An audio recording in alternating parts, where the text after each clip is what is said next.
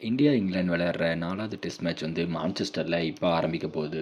இந்த டெஸ்ட் மேட்ச்ல டாஸ ஜெயிச்ச இங்கிலாந்து வந்து ஃபர்ஸ்ட்டு பவுலிங் சூஸ் பண்ணியிருக்காங்க. இங்கிலாந்து பொறுத்தவரைக்கும் எப்பவுமே 4த் இன்னிங்ஸ்ல சேஸ் பண்றது தான் வந்து ஒரு பிளானா வச்சு விளையாடுறாங்க. ஏன்னா, அவங்க பேட்டிங் வந்து அந்த மாரி இருக்கு. அதே மாரி இந்த மேட்ச்லயுமே வந்து 4த் இன்னிங்ஸ்ல சேஸ் பண்றதுக்காக டாஸ்ல ஜெயிச்சு பவுலிங் பண்ணியிருக்காங்க. இந்த சீரிஸ்ல அவங்க ஜெயிச்ச 4வது டாஸ் இது. இந்த மேட்ச்ல இந்தியா 3 சேஞ்சஸ் பண்ணியிருக்காங்க. அவுட் ஆஃப் ஃபார்ம்ல இருக்கிற கருண் நாயர டீம்லேருந்து ட்ராப் பண்ணிட்டு, மறுபடியும் சாய் சுதர்ஷன விளையாடியிருக்காங்க.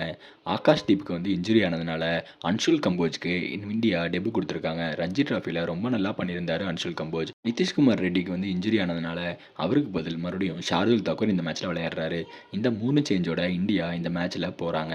மத்தபடி இங்கிலாந்து சைடுல பஷீருக்கு வந்து ஃபிங்கர்ல இன்ஜுரி பட்டதுனால, இன்னொரு பவுலிங் ஆல்ரவுண்டரான லியம் டாசன வச்சு விளையாடுறாங்க. இந்தியா இந்த மேட்ச்ல கிட்டத்தட்ட ஒரு வீக் பவுலிங் லைன்ல தான் போகுது அப்படின்னு சொல்லலாம். ஏன்னா, இந்தியாவோட ஸ்ட்ரைக் பவுலர்ஸ் யாருமே இல்ல. ஆனா, அன்ஷுல் கம்போஜ் வந்து இன்எக்ஸ்பீரியன்ஸ்டா இருந்தாலும், ரஞ்சி டிராஃபில ரொம்ப நல்லா பண்ணியிருந்தாரு. ஒரே மேட்ச்ல 10 விக்கெட்லாம் எடுத்திருந்தாரு. அதனால அவர வந்து இந்தியா வந்து இந்தியன் டீமுக்கு டிராஃப்ட் பண்ணது வந்து ஒரு நல்ல மூவா பார்க்கப்படுது. மத்தபடி கருண் நாயரோட சேஞ்ச் வந்து எல்லாருமே எதிர்பார்த்தது தான்.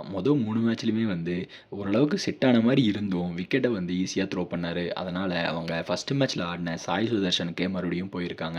சாய் சுதர்ஷன் ஃபர்ஸ்ட் இன்னிங்ஸ்ல டக்கா இருந்தாலும், செகண்ட் இன்னிங்ஸ்ல டீசென்ட்டா ஆடியிருந்தாரு. அதனால அவர வந்து மறுபடியும் கருண் நாயருக்கு பதில் ரீப்ளேஸ் பண்ணியிருக்காங்க. இதோட கருண் நாயரோட கிரிக்கெட்டிங் கேரியர் முடிஞ்சுதா அப்படிங்கிற கேள்விக்கு இன்னும் பதில் இல்ல. ஆனா, பார்ப்போம் இந்த சீரிஸ் எப்படி போகுது அப்படிங்கிறத பொறுத்து.